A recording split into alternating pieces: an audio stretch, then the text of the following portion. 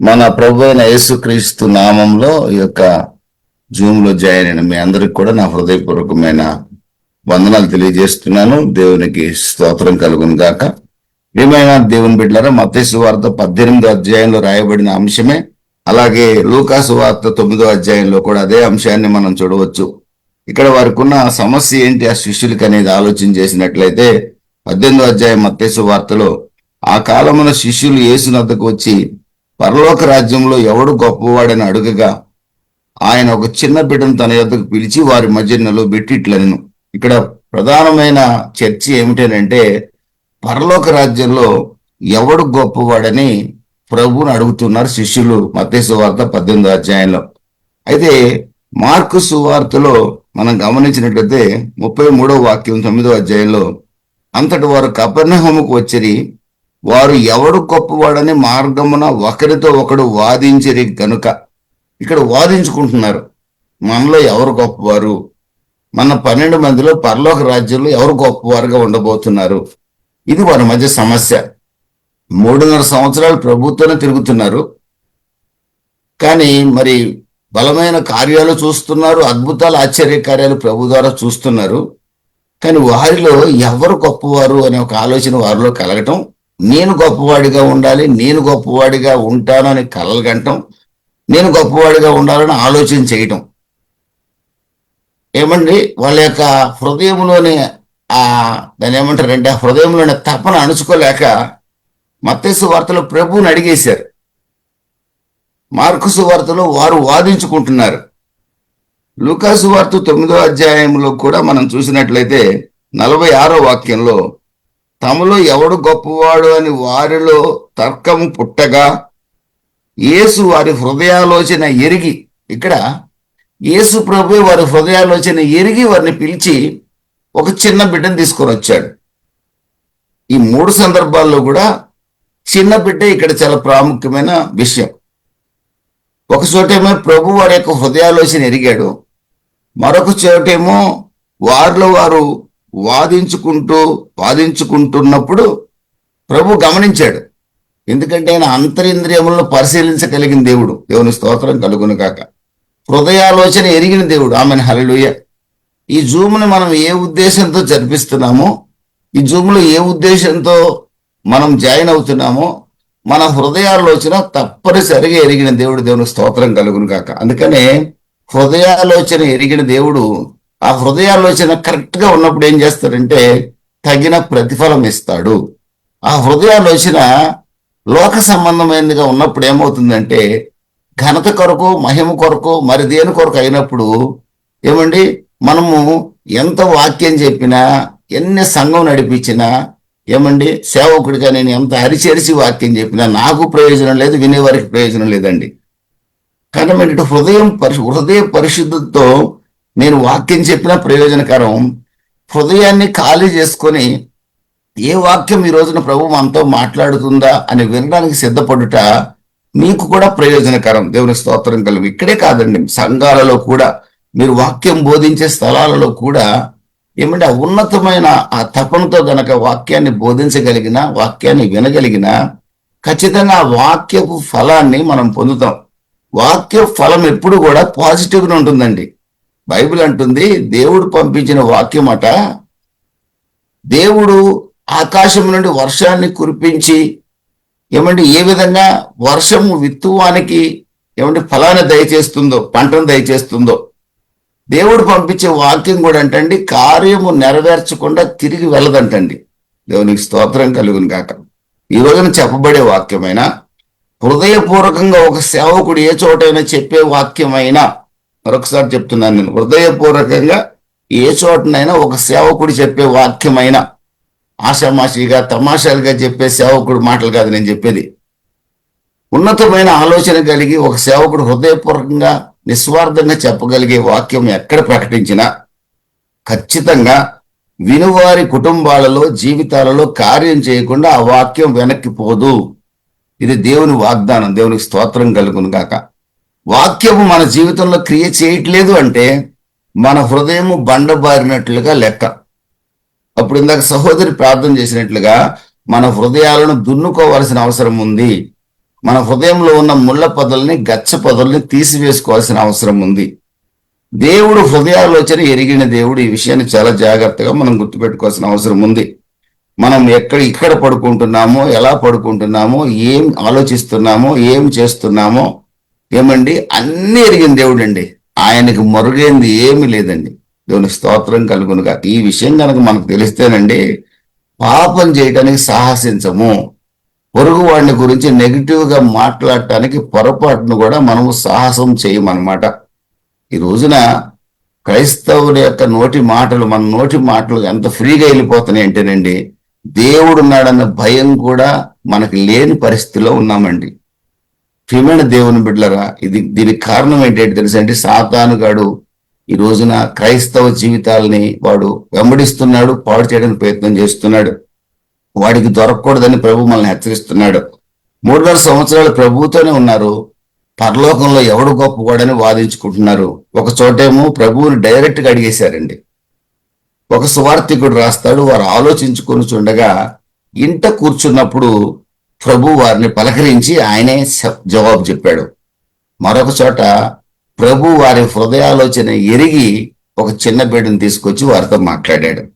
ప్రియమైన దేవుని బిడ్డలరా, ఈ అంశాన్ని గనక మనం పరిశీలించినట్లయితే ఇక్కడ లిటిల్ చైల్డ్ ఇది చాలా ఇంపార్టెంట్. చిన్న బిడ్డలు చాలా ప్రాముఖ్యమైన అంశాన్ని ప్రభు ఈ చోట మనతో కూడా మాట్లాడాలని ఆశపడుతూ ఉన్నాడు.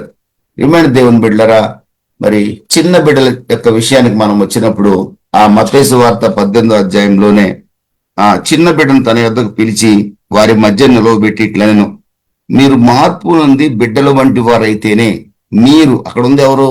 అందరూ 30 ఏళ్ళు 35 ఏళ్ళు దాటిన వాళ్ళు ఉన్నారు.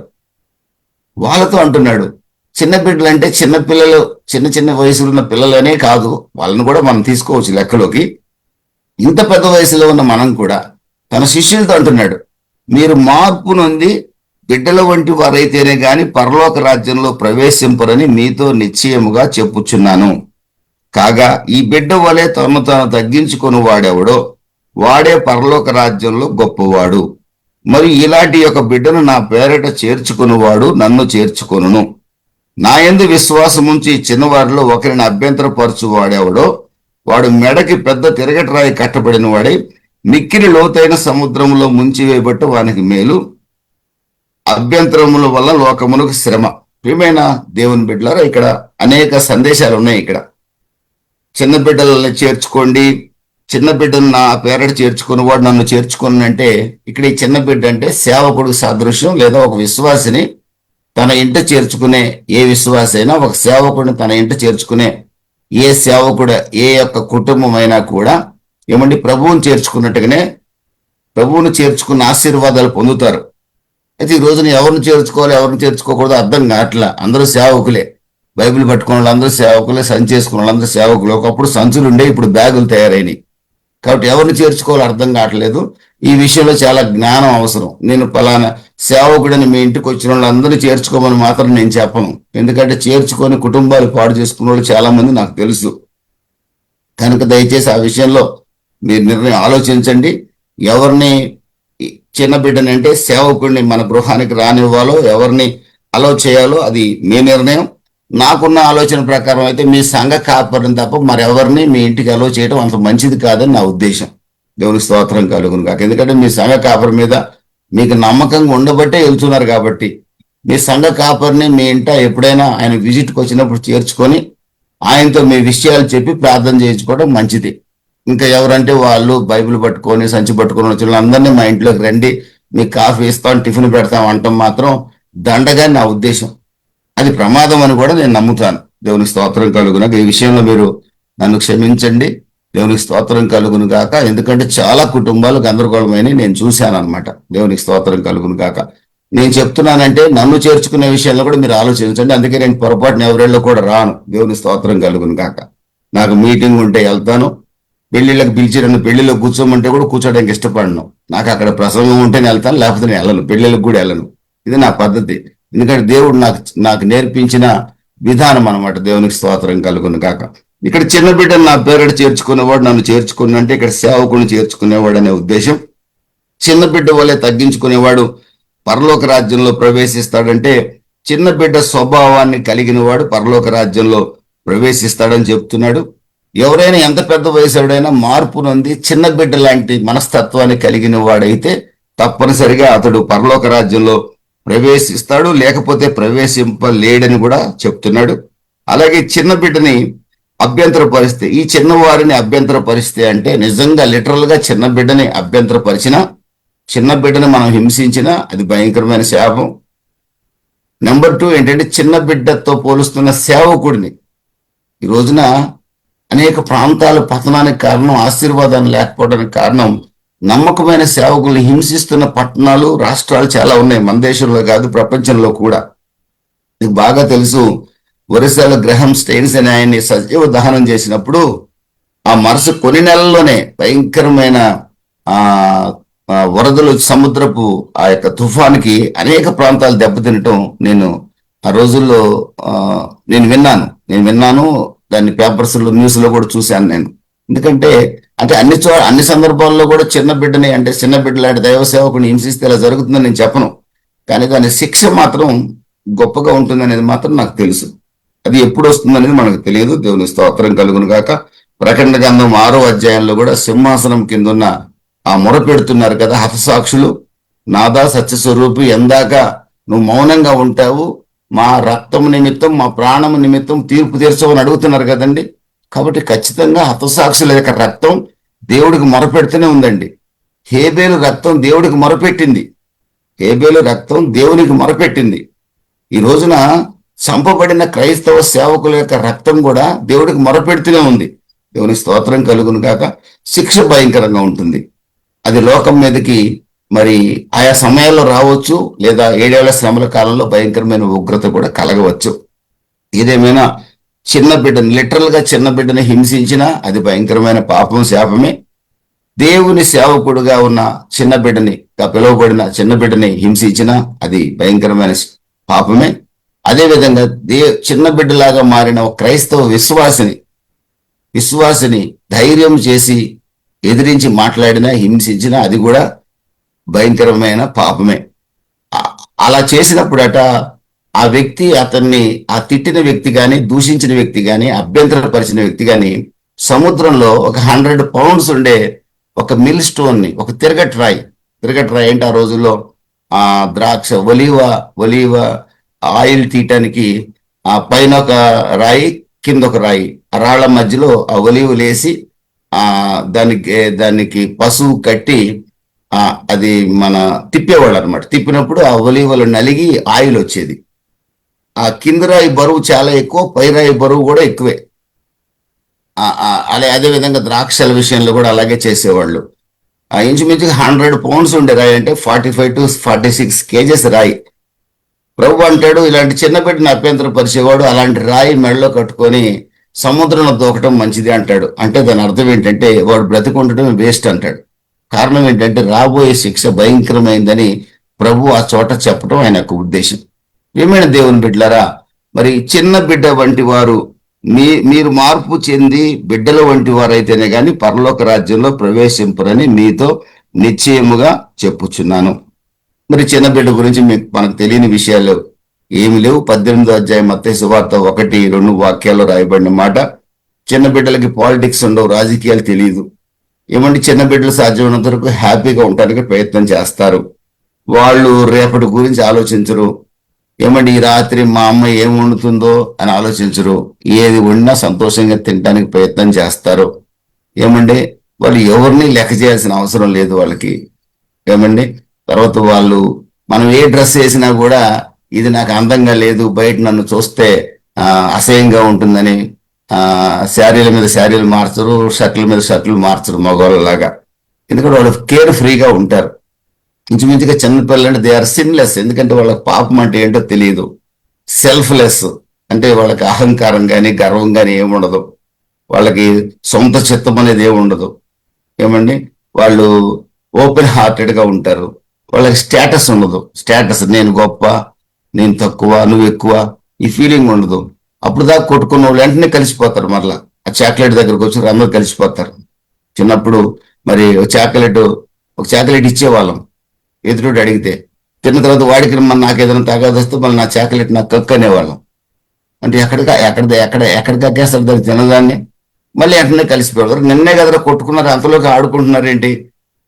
తల్లిదండ్రుల బాధ తప్ప, తల్లిదండ్రులు జుట్లు పట్టుకోవడం తప్ప మనకేముండదు, చిన్నపిల్లలకి ఏముండదు. మీరు బాగా గమనించండి. No pride. వాళ్ళు జీవితాన్ని వాళ్ళు ఎంజాయ్ చేసినట్టుగా ఎవరు ఎంజాయ్ చేయలేరు. అప్పుడప్పుడు మనం కూడా అనుకుంటాం చిన్నప్పుడే బాగుంది అనుకుంటాం. ఏమంటే మా పిల్లలు కూడా అంటుంటారు చిన్నప్పుడే బాగుంది నాన్న అంటుంటారు. కానీ చిన్నప్పుడు లైఫ్ వేరేది. ఎందుకంటే ఏ స్వార్థం ఉండదు, హృదయం అంతా పవిత్రంగా ఉంటది. ఏమంటే సిన్ ఉండదు, ప్రైడ్ ఉండదు, నువ్వు ఎక్కువ నేను తక్కువ అనే ఫీలింగ్ ఉండదు. లైఫ్ చాలా ఆనందంగా గడిచిపోద్ది చిన్న వయసులో. ప్రియమైన దేవుని బిడ్డలారా, అన్నిటినీ ప్రేమించగలుగుతారు, అందరినీ ప్రేమించగలుగుతారు. ఇది చిన్న బిడ్డ యొక్క స్వభావం అండి. దేవునికి స్తోత్రం కలుగును గాక. ప్రభువైన యేసుక్రీస్తు మన దగ్గర నుంచి కోరుకునేది ఏమిటి అంటే, ఇలాంటి చిన్న బిడ్డ స్వభావాన్ని మనం కలిగి ఉండాలని ప్రభు ఆశపడుతున్నాడు. చిన్న బిడ్డ స్వభావాన్ని కలిగి ఉంటే చిన్నపిల్లలం అయిపోమని కాదు, చిన్నబిడ్డలం కాలేము. అలాగ తల నడిచిపోయింది కాబట్టి మనం చిన్న బిడ్డలం ఏం కాలేము. ఏ వయసు వాడైనా చిన్న బిడ్డ వాళ్ళకి కావడం అనేది సాధ్యమయ్యే పని కాదు. కానీ చిన్న బిడ్డ మనస్తత్వాన్ని కలిగి ఉంటానికి ప్రయత్నం చేయగలగాలి.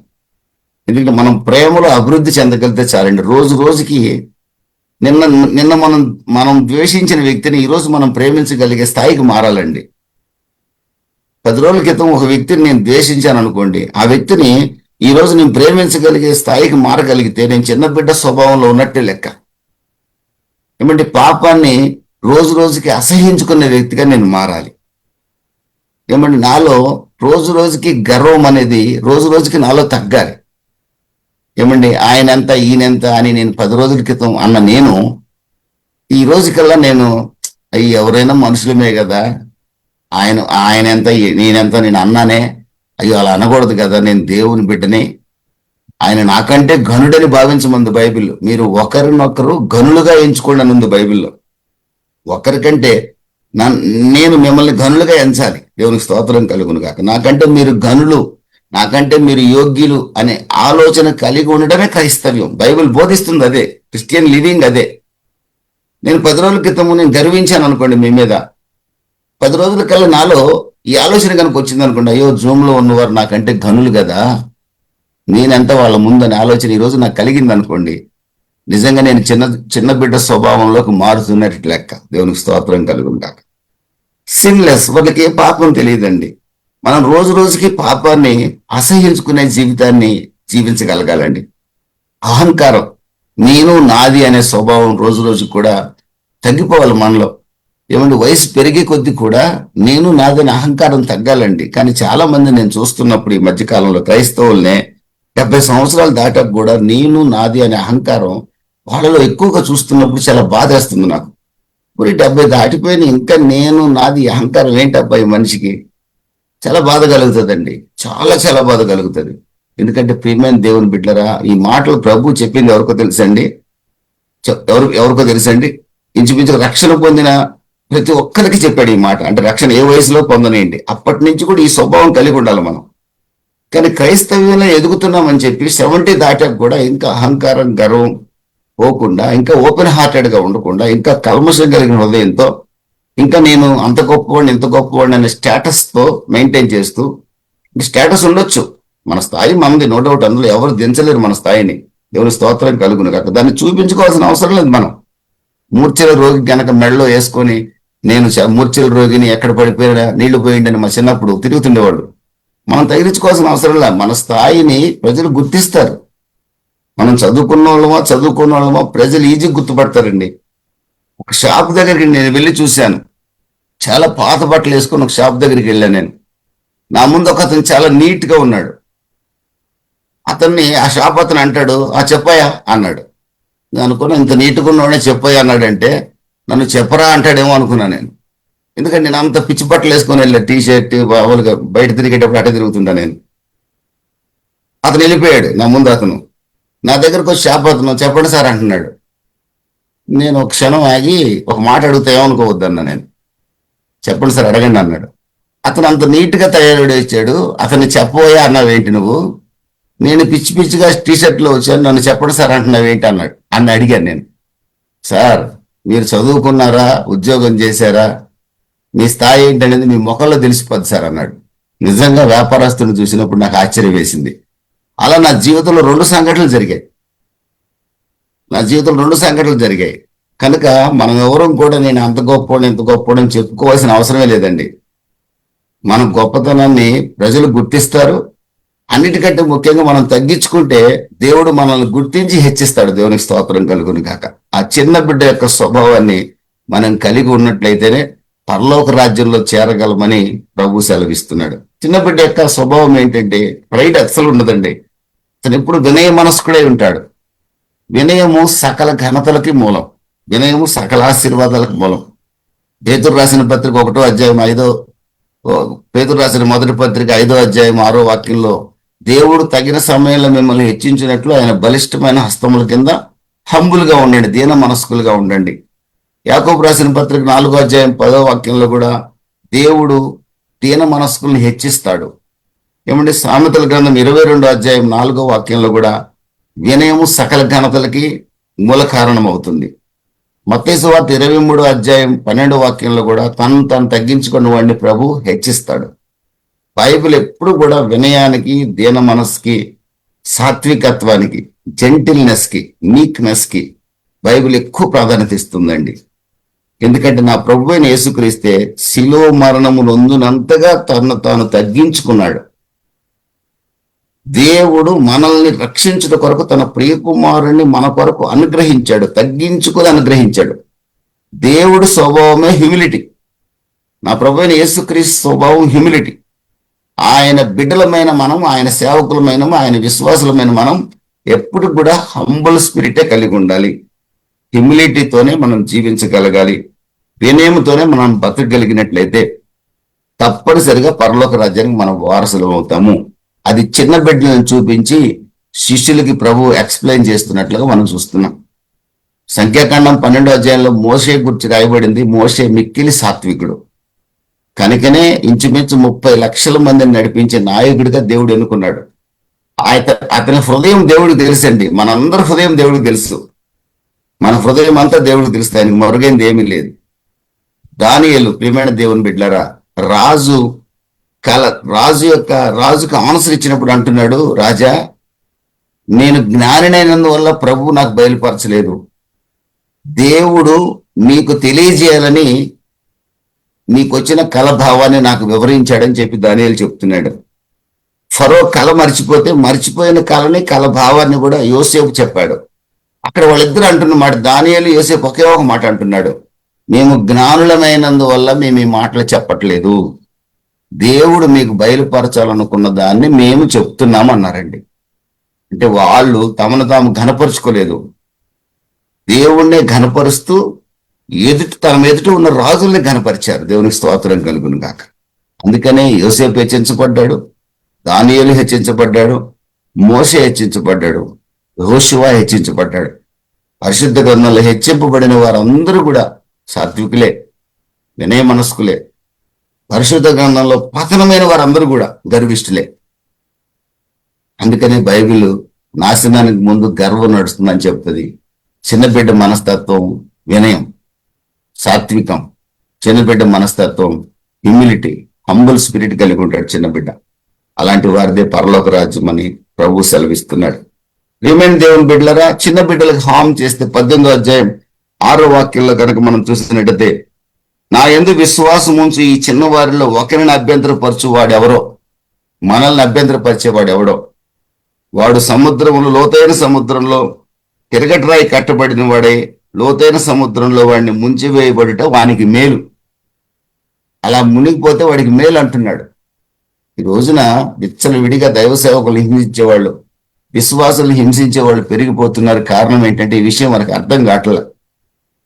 ఎందుకంటే ప్రభువునందు విశ్వాసం ఉంచే ఒక నమ్మకమైన సేవకుడిని, విశ్వాసిని హింసించేవారు వారు జీవంతో ఉండటం కంటే కూడా సముద్రంలో తిరగట్రాయి కట్టుకొని మరణించటం మేలు అన్నట్లుగా ప్రభు మాట్లాడుతున్నాడు. కనుక ఇది ఒక వార్నింగ్ అనమాట. ఒక రకంగా చెప్పాలంటే ఒక నమ్మకమైన క్రైస్తవుడి సేవకుడిని కానీ, విశ్వాసిని కానీ, లిటరల్గా చిన్న బిడ్డను కూడా తల్లిదండ్రులు చిన్న బిడ్డల్ని హింసించే తల్లిదండ్రులు కానీ, ఇందులో sex trafficking, sexual abuse, abortions, ఇవన్నీ కూడా చిన్న బిడ్డలు హింసించే దాని కిందకే వస్తాయి. ఇవన్నీ కూడా ప్రియమైన దేవుని బిడ్డలరా, ఇవి భయంకరమైన శిక్షకు పాత్రులుగా చేస్తాయి అన్నమాట. కనుక ప్రభు ఈ విషయంలో కూడా మనల్ని హెచ్చరిస్తూ ఉన్నాడు. ఎందుకంటే చిన్న బిడ్డల్ని హింసించే విషయంలో భయంకరమైన పరిస్థితిని సామెతల కీర్తనల గ్రంథం 27వ అధ్యాయం 7వ వాక్యంలో ఒక మాట మీరు చూడండి. చిన్న బిడ్డల విషయంలో ప్రభు ఎంత శ్రద్ధ కలిగి ఉన్నాడు. చిన్న బిడ్డలంటే చిన్న పిల్లలనే కాదు, చిన్నపిల్లల మనస్తత్వాన్ని కలిగి ఉన్న సేవకులమైన విశ్వాసులమైన మనపక్షంగా కూడా ప్రభు ఒక చక్కటి ఉద్దేశాన్ని కలిగి ఉన్నట్లుగా మనం ఈ చోట చూసుకోవచ్చు. 27వ అధ్యాయం 7వ వాక్యంలో మనం చూసినట్లయితే, యెహోవా నేను కంఠధ్వని ఎత్తి నిన్ను ప్రార్థించినప్పుడు నా మనవి ఆలకింపు, కరుణతో నాకు ఉత్తరమేము. 10వ వాక్యం, నా తల్లిదండ్రులు నన్ను విడిచినను, యెహోవా నన్ను చేరదీయును. చిన్న బిడ్డలమైన మనం గనక చిన్న బిడ్డలుగా మార్పు చెందితే, లిటరల్ గా చిన్న బిడ్డలైనా సరే కూడా, తన సేవకుడైనా విశ్వాసులైనా చిన్న బిడ్డల మనస్తత్వాన్ని కలిగి ఆ హంబుల్ స్పిరిట్ కలిగి చిన్న బిడ్డ కనుక కొనసాగితే, అక్కడ రాయబడిన మాట ఏంటంటే, నా తల్లిదండ్రులు నన్ను విడిచినను, యెహోవా నన్ను చేరదీయును. మన పక్షంగా చేరదీయటానికి ప్రభు సిద్ధంగా ఉంటాడండి. అందరూ మనల్ని విడిచినా, అందరూ మనల్ని ద్వేషించినా, మనల్ని చేరదీయటానికి ప్రభు, మనల్ని టేక్ కేర్ చేయడానికి, మనల్ని ఆదరించడానికి, మనం ధైర్యపరచడానికి ప్రభు సిద్ధంగా ఉంటాడు. ఎవరి కొరకు సిద్ధంగా ఉండగలడంటే, ఆయన గర్విష్ఠులకు ఆయన సిద్ధంగా ఉండడు. గర్విష్ఠుల యొక్క గర్వాన్ని ఎప్పుడు అనుస్తామా అని ప్రభు చూస్తాడు. చిన్న బిడ్డల వలె మనం ఎప్పుడైతే వినయ మనస్కులుగా దీన మనస్కులుగా ఉండగలుగుతామో, ఏమండి, తప్పనిసరిగా తల్లిదండ్రులు మనల్ని విడిచినా ఆయన యెహోవా మనల్ని చేరదీస్తాడు. కీర్తనల గ్రంథం 68వ కీర్తనలో కూడా ఒక మాట మీకు చూపిస్తాను. 68వ కీర్తన 5వ వాక్యంలో, తన పరిశుద్ధాలయమందుండు దేవుడు తండ్రి లేని వారికి తండ్రియు విధవరాండ్రకు న్యాయకర్త అయి ఉన్నాడు. తండ్రి లేని వారికి తండ్రియు విధవరాండ్రకు న్యాయకర్త అయి ఉన్నాడు. దేవునికి స్తోత్రం కలుగును గాక. ప్రియమైన దేవుని బిడ్డలారా, దీని అర్థం కూడా అదే. అందరూ మనల్ని విడిచిన, అందరూ మనల్ని ద్వేషించిన, ఎవరు మీరు పనికిరానని మనల్ని విసర్జించిన, ఏమండి, మనకి న్యాయకర్త, మనకి తండ్రి ప్రభు అయిన దేవుడు మాత్రమే. దేవునికి స్తోత్రం కలుగును కాక. ప్రియమైన దేవుని బిడ్డలారా, ఇంకా చాలా వాక్యాలు పరిశుద్ధ గ్రంథంలో, కీర్తనల గ్రంథంలోని ఎక్కువ వాక్యాలను మనం చూడొచ్చు. 10వ కీర్తనలో కూడా ఒక మాట నేను చూపిస్తాను. 10వ కీర్తనలో కూడా 10వ కీర్తన 14వ వాక్యంలో, తండ్రి లేని వారికి నీవే సహాయకుడు విన్నావు. తర్వాత 17వ వాక్యంలో 18వ వాక్యంలో, తండ్రి లేని వారికి నలిగిన వారికి న్యాయము తీర్చుటకై నీవు వారి హృదయము స్థిరపరిచితివి. తండ్రి లేని వారికి నలిగిన వారికి న్యాయం తీర్చుట కొరకు, ఎవరైతే వినయ మనస్కులుగా ప్రభు కొరకు మార్పు చెంది చిన్న బిడ్డల వల్లే ఉంటారో, ఏమండి, వారి పక్షంగా న్యాయం తీర్చుటకు యెహోవా ఎప్పుడు సిద్ధంగా ఉంటాడు.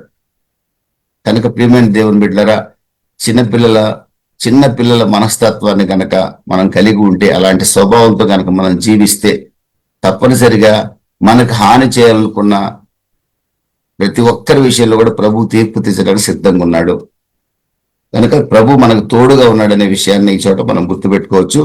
అదేవిధంగా చిన్న బిడ్డల వలె మార్పు చెందిన వారికి దేవుడు తన యొక్క దేవదూతల యొక్క ప్రొటెక్షన్ ఇస్తాడు. దేవదూతల ప్రొటెక్షన్ వాళ్ళకి ఎప్పుడు కూడా ఉంటుంది. మనం చిన్న బిడ్డల వలె హంబుల్గా దీన మనస్కులమై సేవ చేయగలిగితే, విశ్వాస జీవితం చేయగలిగితే, ఎప్పుడు మనకు దేవదూతలు పరిచర్య చేయడం సిద్ధంగా ఉంటారు. ఇదే 18వ అధ్యాయంలో కూడా, మత్తయి సువార్త 18వ అధ్యాయంలో ఆ విషయాన్ని కూడా మీరు చూడొచ్చు. 18వ అధ్యాయము 10వ వాక్యాన్ని మనం చూద్దాం. మత్తయి సువార్త 18:10, ఈ చిన్నవారిలో ఒకరినైనా తృణీకరింపకుండా చూచుకొనిడి, వీరి దూతలు పరలోకమందున నా తండ్రి ముఖమును ఎల్లప్పుడూ పరలోకమందు చూచుందురని మీతో చెప్పుచున్నాను. ఏమైనా దేవుని బిడ్డలారా, వీరి దూతలు పరలోకమందున నా తండ్రి ముఖమును ఎల్లప్పుడూ పరలోకమందు చూచుంటారు. వీరి దూతలు ఎవరంటే చిన్న బిడ్డల యొక్క దూతలు. వారికి ఎంట్రస్ట్ చేయబడిన, అలాట్ చేయబడిన దూత గణం. వారు ఎప్పుడు పరలోకమందు తండ్రి ముఖాన్ని చూస్తూ ఉంటారట. అందుకని ఈ చిన్నవారిలో ఒక్కరినైనా తృణీకరింపకుండా చూసుకోండి. లిటరల్ గా చిన్న బిడ్డను కానీ, చిన్న బిడ్డలాగా మార్పు చెందిన మనల్ని కానీ ఎవరు తృణీకరించినా, మన పక్షంగా దేవదూతలు పరిచర్య చేయటకు ప్రభు ఏర్పాటు చేసి పెట్టి ఉన్నాడు. అంటే మనల్ని ప్రొటెక్ట్ చేయడానికి దేవుడు ఎప్పుడు కూడా దేవదూతలు ఏర్పాటు చేశాడు. ఎవరిని ప్రొటెక్ట్ చేస్తాడంటే, మరొక మాట చెప్తున్నాను, దీన మనస్కులుగా మారిన వారిని దేవదూతలు ప్రొటెక్ట్ చేయగలుగుతారు. ప్రభు వారికి పక్షంగా దేవదూతల్ని నియమిస్తారు. హెబ్రీలు రాసిన పత్రిక 1వ అధ్యాయం 14వ వాక్యంలో, హీబ్రూస్ 1st చాప్టర్ 14th వర్స్లో దేవదూతల గురించి రాయబడిన మాట ఏంటంటే, వీరందరూ రక్షింపబడిన వారికి పరిచర్య చేయు ఆత్మలు కారా. అక్కడ చూడండి ఒకసారి, హెబ్రీలు రాసిన పత్రిక 1వ అధ్యాయం 14వ వాక్యంలో మనం చూస్తే, వీరందరూ రక్షణైన స్వాస్థ్యము పొందబో వారికి పరిచారము చేయుటకై పంపబడిన సేవకులైన ఆత్మలు కారా. రక్షింపబడిన ప్రతి ఒక్కరికి పరిచర్య చేయడానికి దేవదూతలు సిద్ధంగా ఉన్నారు.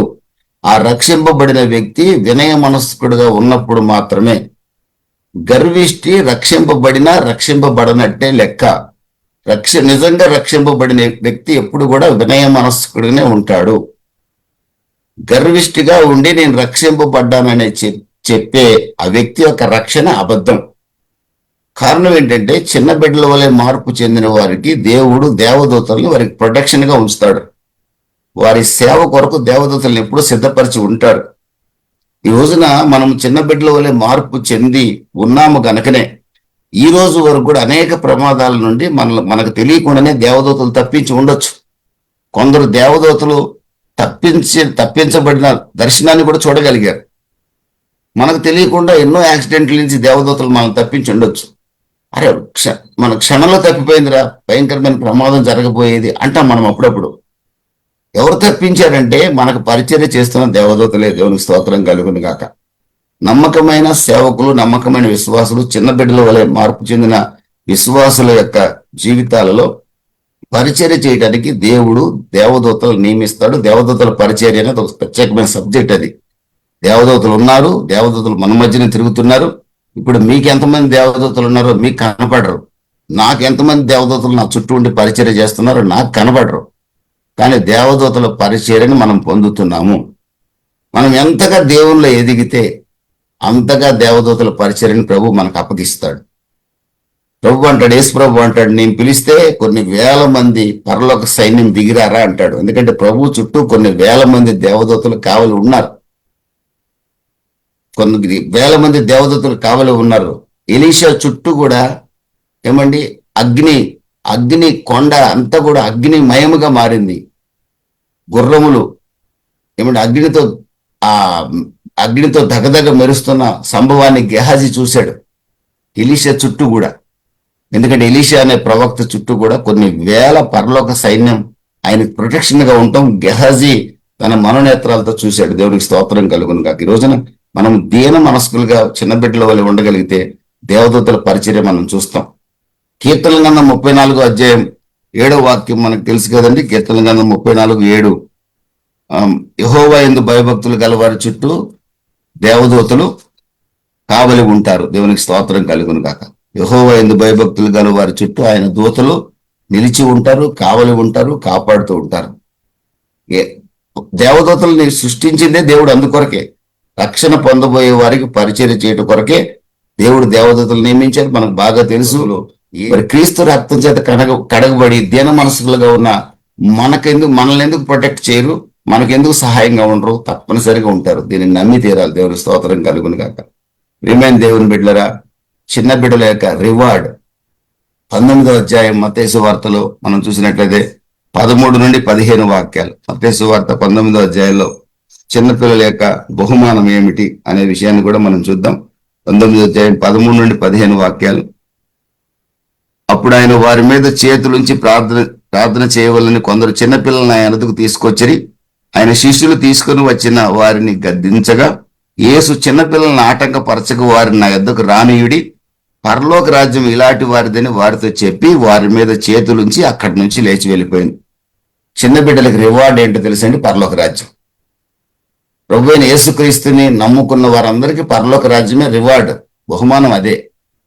యేసుక్రీస్తుని నమ్ముకున్న వాళ్ళు అంటే అర్థం ఎవరంటే చిన్న బిడ్డల వలె మార్పు చెందిన వారే ప్రభువైన యేసుక్రీస్తుని నిజంగా నమ్ముకున్నవారు. ప్రభు అయిన యేసుక్రీస్తుని నిజంగా నమ్ముకున్న వారు పాపాన్ని అసహించుకుంటారు. వాళ్ళు గర్వాన్ని ఏమాత్రం ఇష్టపడరు. వారు దీనులుగా ఉంటారు. ఏమండి, వాళ్ళు ప్రతి ఒక్కరిని ప్రేమించగలుగుతారు. దేవుని స్తోత్రం కలుగును గాక. ఏమండి, వారు వారు చాలా జాయ్ఫుల్ గా రక్షణ జీవితాన్ని సంతోషంగా గడపగలుగుతారు. శ్రమల్లో కూడా సంతోషంగా ఉండగలుగుతారండి. అపోస్తలుడైన పౌలు అంటాడు, నేను ఆకలి కొని ఉండి నాకు తెలుసు, దప్పికొని ఉండి నాకు తెలుసు, ఏ స్థితిలో ఉన్నా నేను సంతోషంగా నేర్చుకొని అంటాడు. నేర్చుకొని ఉన్నానంటాడు. దీన స్థితిలో ఉంటాను నాకు తెలుసు, సంపన్న స్థితిలో ఉంటాను నాకు తెలుసు, కలిమి తెలుసు, లేమి తెలుసు. నాకు నేను ఏ స్థితిలోనైనా నా ప్రభు నన్ను సంతృప్తి కలిగి ఉండనిస్తున్నాడు. దేవునికి స్తోత్రం కలుగును కాక. నేను అన్ని విషయాల్లో కూడా సంతృప్తిగా ఉన్నాను అంటున్నాడు. దేవునికి మహిమ కలుగును కాక. నిజమైన రక్షణ పొంది చిన్న బిడ్డ వలె మార్పు చెందిన వ్యక్తి ప్రతి విషయంలో కూడా సంతోషంగా ఉండడానికి ప్రయత్నం చేస్తాడు. బాధ వస్తుంది, బాధ రాదని నేను చెప్పను, కానీ ఆ బాధలో కూడా సంతోషంగా ఉండడానికి తన వంతు ప్రయత్నం తాను చేసి, ప్రభువా నన్ను సంతోషంగా ఉండేట్టు చేయని ప్రభువుని అడుగుతాడండి. దేవుని స్తోత్రం కలుగునుగా. అట్టివారిదే పరలోక రాజ్యం. పరలోక రాజ్యము పరిశుద్ధుల స్వాస్థ్యం. ఆ పరిశుద్ధులు ఎవరంటే క్రీస్తు రక్తంతో కడగబడి వినయ మనస్సు కలిగి జీవించేవారే పరిశుద్ధులు. ఆ పరిశుద్ధులదే ఆయన స్వాస్థ్యం. మార్కు సువార్త 10వ అధ్యాయం 15వ వాక్యంలో అంటాడు, చిన్న బిడ్డ వలె ఏమండి, చిన్న బిడ్డ వలె ఒక వ్యక్తి మార్పు చెందినప్పుడు మాత్రమే పరలోక రాజ్యంలో అతను చేరడానికి అర్హుడు అని 10వ అధ్యాయం 15వ వాక్యంలో ఒక మాట నేను చదువుతాను చూడండి. చిన్న బిడ్డ వలె దేవుని రాజ్యమును అంగీకరింపని వాడు అందులో ఎంత మాత్రము ప్రవేశింపడని మీతో నిశ్చయముగా చెప్పుచున్నాను. చిన్న బిడ్డ వలె పరలోక రాజ్యం ఉందని ముందు మనం నమ్మాలి. ఏదో లేని చెప్తుంటారు, అసలు పరలోక రాజ్యం ఉందో లేదు తర్వాత చూద్దాంలే అనే క్రైస్తవులు చాలా మంది ఉన్నారు. ఒక్కోసారి అనిపిస్తుంది, ఎందుకబ్బా ఇంతసేపు వాగాని అనిపిస్తుంది నాకు కొన్ని సంఘాలకు వెళ్ళి చూసినప్పుడు. ఎందుకంటే పరలోక రాజ్యం అంటే అని గురించి చెప్పిన వెంటనే మైమరిచిపోవాలి. అసలు మనం ఆ సింహాసనం మన కళ్ళ ముందు కనపడాలి. ఆ యేసు ఒడిలో కూర్చునే అనుభవం మన కళ్ళ ముందుకు రావాలి. ఏమండి, యుగయుగములు ఆయన ముఖ దర్శనాన్ని చేస్తూ జీవించే ఆ దర్శనాన్ని మనం చూడగలగాలి. ఇవన్నీ చెప్తుంటే కొన్ని సందర్భాల్లో కొన్ని సంఘాలకు వెళ్ళినప్పుడు ఆత్మాభిషేకం లేని పరిస్థితుల మధ్యలో వాళ్ళ ముఖాలు చూసినప్పుడు అయ్యో పాపం పరలోక రాజ్యం ఉందన్న నమ్మకం కూడా వీళ్ళకి లేదే అనిపిస్తుంది నాకు. పరలోక రాజ్యమే లేనప్పుడు అసలు దేవుడే లేడు. దేవునికి స్తోత్రం కలుగును గాక. పరలోక రాజ్యం ఉందని మనం నమ్మగలగాలి. పరలోక రాజ్యాన్ని అంగీకరించాలి. అంగీకరింపని వాడు పరలోక రాజ్యంలో ప్రవేశింపలేడు. దేవునికి మహిమ కలుగును గాక. మనం ఎంత ప్రార్థన చేసినా ఎలాంటి ప్రయోజనం కూడా ఉండదు. కాబట్టి చిన్న బిడ్డల వంటి మార్పు చెంది ఏమండి దీన మనసుతో జీవించే వాళ్ళకి ఇటర్నల్ రివార్డ్ ఏంటంటే పరలోక రాజ్యమే డైరెక్ట్ గా. దేవునికి స్తోత్రం కలుగును గాక. అట్టి పరలోక రాజ్య స్వాస్థ్యాన్ని 1 పేతురు 1వ అధ్యాయము 6వ వాక్యంలో రాసింది. కడవరి రక్షణ అట మన కొరకు పరలోకంలో భద్రపరచబడి ఉందట. కడవరి రక్షణ మన కొరకు పరలోకంలో భద్రపరచబడి ఉందట. ఆ కడవరి రక్షణ పొందాలంటే చిన్న బిడ్డ వలె మనం మార్పు చెందాలి. ఈ దేహం విమోచించబడి మహిమ శరీరంగా మార్చబడాలంటే 1 యోహాను 3, 1, 2, 3 వాక్యాల ప్రకారం యేసు పోలిగ్గా మనం మార్చబడాలంటే, యేసు సింహాసనంలో మనం కూర్చోవాలంటే చిన్న బిడ్డ వలె మార్పు చెందాలి. అంటే ఏమి లేదండి, చిన్న వయసుకి మనం వెళ్ళలేము. దీనులుగా మనం మార్చబడాలి. గర్వాన్ని సంపూర్ణంగా విడిచిపెట్టగలగాలి. దేవునికి స్తోత్రం కలుగును గాక. మన ప్రేమలో రోజు రోజుకి మనం అభివృద్ధి చెందాలి. ఉంటాయి, ప్రతి ఒక్కరికి ద్వేషాలు పగలు ఉంటాయి, కానీ రోజు రోజుకి మనం మార్పు చెందాలి. దేవుని మహిమ కలుగును గాక. అలాంటి జీవితాన్ని కనుక మనం జీవించగలిగితే అద్భుతమైన పరలోక రాజ్య బహుమానం మనదే.